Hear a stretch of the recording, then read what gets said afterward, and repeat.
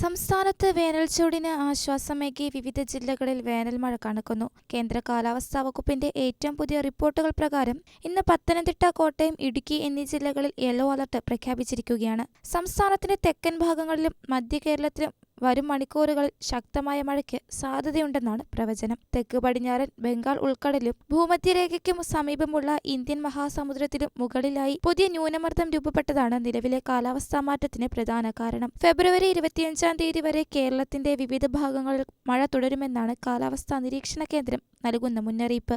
ഉച്ചയ്ക്ക് ശേഷമുള്ള ഇടിമിന്നലോട് കൂടിയ മഴയ്ക്ക് സാധ്യതയുള്ളതിനാൽ മലയോര മേഖലയിൽ ഉള്ളവർ ജാഗ്രത പാലിക്കണമെന്ന് ദുരിത നിവാരണ അതോറിറ്റി നിർദ്ദേശിച്ചിട്ടുണ്ട്. ഒരു വശത്ത് മഴ ശക്തമാകുമ്പോഴും വടക്കൻ കേരളത്തിൽ കനത്ത ചൂട് ഇപ്പോഴും ജനജീവിതത്തെ സാരമായി ബാധിക്കുന്നുണ്ട്. അന്തരീക്ഷ താപനില ക്രമാതീതമായി ഉയർന്നതോടെ ജനങ്ങൾ നേരിടുന്ന ആരോഗ്യ പ്രശ്നങ്ങൾ കണക്കിലെടുത്ത് സർക്കാർ നിർണായകമായ ഇടപെടലുകൾ നടത്തിയിരിക്കുകയാണ്. പുറം ജോലികളിൽ ഏർപ്പെടുന്ന തൊഴിലാളികളുടെ ജോലി സമയം പുനഃക്രമീകരിച്ചതാണ് ഇതിൽ ഏറ്റവും പ്രധാനം. പകൽ സമയത്ത് വെയിലത്ത് ജോലി ചെയ്യുന്നവർക്ക് സൂര്യാഘാതം ഏൽക്കാനുള്ള സാധ്യത മുൻനിർത്തിയാണ് ലേബർ കമ്മീഷണറുടെ ഉത്തരവ് പുറത്തിറങ്ങിയത്. മെയ് മാസം 20-ാം തീയതി വരെയാണ് ഈ ക്രമീകരണം നിലനിൽക്കുക. പുതിയ നിബന്ധന പ്രകാരം രാവിലെ 7 മണി മുതൽ വൈകിട്ട് 7 മണി വരെയുള്ള സമയത്തിനുള്ളിൽ 8 മണിക്കൂറായി ജോലി സമയം നിജപ്പെടുത്തിയിട്ടുണ്ട്. ഇതിലേറ്റവും പ്രധാനപ്പെട്ടത് ഉച്ചയ്ക്ക് 12 മണി മുതൽ വൈകിട്ട് 3 മണി വരെയുള്ള സമയത്തെ വിശ്രമമാണ്. ഈ 3 മണിക്കൂർ സമയം നേരിട്ട് വെയിലേൽക്കുന്ന രീതിയിലുള്ള യാതൊരു പ്രവൃത്തികളിലും തൊഴിലാളികൾ ഏർപ്പെടാൻ പാടില്ലെന്നാണ് കർശന നിർദ്ദേശമുള്ളത്. ഷിഫ്റ്റ് വ്യവസ്ഥയിൽ പ്രവർത്തിക്കുന്ന സ്ഥാപനങ്ങൾക്കും ഈ ഉത്തരവ് ബാധകമാണ്. രാവിലത്തെ ഷിഫ്റ്റ് ഉച്ചയ്ക്ക് കൃത്യം 12 മണിക്ക് അവസാനിക്കണം. ഉച്ചയ്ക്ക് ശേഷമുള്ള ഷിഫ്റ്റ് 3 മണിക്ക് മാത്രമേ ആരംഭിക്കാവൂ. നിർമ്മാണ മേഖലയ്ക്കും റോഡ് പണികൾക്കും ഏർപ്പെടുന്നവർക്ക് ഈ തീരുമാനം വലിയ ആശ്വാസമാണ് നൽകുന്നത്.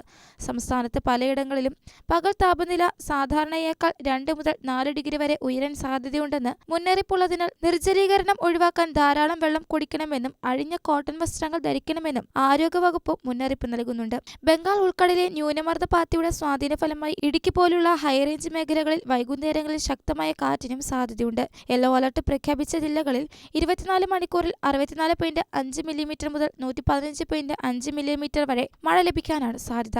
വേനൽ മഴ ലഭിക്കുന്നത് കാർഷിക മേഖലയ്ക്ക് ഗുണകരമാകുമെങ്കിലും പെട്ടെന്നുണ്ടാകുന്ന കാറ്റുമിന്നലും നാശനഷ്ടങ്ങൾ വിതയ്ക്കുമോ എന്ന ആശങ്കയും നിലനിൽക്കുന്നുണ്ട്. കടൽ പ്രക്ഷുബ്ധമാകാൻ സാധ്യതയുള്ളതിനാൽ തീരദേശവാസികളും മത്സ്യത്തൊഴിലാളികളും ജാഗ്രത പാലിക്കണം. എന്നാൽ കേരള തീരത്ത് മത്സ്യബന്ധനത്തിന് നിലവിൽ തടസ്സങ്ങളൊന്നുമില്ല. വടക്കൻ ജില്ലകളായ പാലക്കാട്, കണ്ണൂർ, കോഴിക്കോട് എന്നിവിടങ്ങളിൽ താപനില ഉയർന്ന തോതിൽ തന്നെ തുടരുകയാണ്.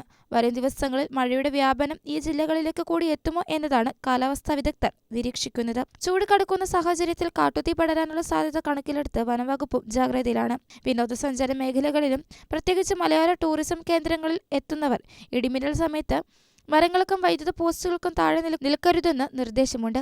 സംസ്ഥാനത്തെ മൊത്തത്തിലുള്ള കാലാവസ്ഥാ സാഹചര്യം പരിശോധിക്കുമ്പോൾ തെക്കൻ കേരളത്തിൽ മഴയും വടക്കൻ കേരളത്തിൽ വരണ്ട ചൂടും എന്ന സമ്മിശ്രമായ അവസ്ഥയാണ് തുടരുന്നത്. പുതുതായി രൂപപ്പെട്ട ന്യൂനമർദ്ദം ശക്തി പ്രാപിക്കുന്നതനുസരിച്ച് വരും ദിവസങ്ങളിൽ മഴയുടെ അളവിൽ മാറ്റം വന്നേക്കാം. ഫെബ്രുവരി മാസത്തിൽ സാധാരണയായി ലഭിക്കാറുള്ള മഴയേക്കാൾ കൂടുതൽ ഇത്തവണ ലഭിക്കുമെന്നാണ് പ്രാഥമിക നിഗമനം. ഇത് ഭൂഗർഭ ജലനിരപ്പ് ഉയരാൻ സഹായിക്കുമെന്നതിനാൽ വേനൽക്കാലത്തെ കുടിവെള്ളക്ഷാമത്തിന് ഇതൊരു പരിധിവരെ ആശ്വാസമാകും. എങ്കിലും ഉച്ചസമയത്ത് വെയിൽ ഒഴിവാക്കാനുള്ള സർക്കാർ നിർദ്ദേശങ്ങൾ കർശനമായി പാലിക്കുന്നുണ്ടെന്ന് ഉറപ്പുവരുത്താൻ തൊഴിൽ വകുപ്പ് പരിശോധനകൾ ശക്തമാക്കും. നിയമം ലംഘിച്ച് തൊഴിലാളികളെ കൊണ്ട് ഉച്ചസമയത്ത് പണിയെടുപ്പിക്കുന്ന കരാറുകാർക്കെതിരെ കർശന നടപടി സ്വീകരിക്കുമെന്നും അധികൃതർ വ്യക്തമാക്കിയിട്ടുണ്ട്.